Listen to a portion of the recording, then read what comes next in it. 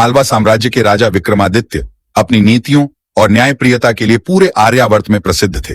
उनका राजमहल वैभव और भव्यता का प्रतीक था। ऊंची ऊंची सोने की दीवारें, नक्काशीदार खंभे और विशाल कक्षों से सुसज्जित यह महल सैकड़ों वर्षों से अटूट खड़ा था। लेकिन इस महल के बारे में एक रहस्य था, अमृत कलश। किंवदंती थी कि इस कलश में देवताओं का अमृत भरा था। जो इसे प्राप्त कर लेता वह अमर हो जाता। लेकिन यह कलश सदियों से गुप्त था। राजा को भी इसके ठिकाने की कोई जानकारी नहीं थी। सब कुछ सामान्य चल रहा था, जब तक कि महल में अजीब घटनाएं नहीं होने लगी। खजाने से मूल्यवान आभूषण रहस्यमयी तरीके से गायब होने लगे। पहरेदारों को रात में अज्ञात परछाइयां दिखने लगी और कभी कभी महल की दीवारों से किसी के फुसफुसाने की आवाजें आती। राजा को लगने लगा कि महल में कोई गुप्त शक्ति काम कर रही है। उन्होंने अपने प्रधानमंत्री सोमदेव और सेना प्रमुख कर्णसेन को बुलाकर आदेश दिया कि इन घटनाओं की जांच की जाए। राजकुमारी वसुंधरा, जो अपने साहस और बुद्धिमत्ता के लिए प्रसिद्ध थी, इन रहस्यमयी घटनाओं से रोमांचित हो गई।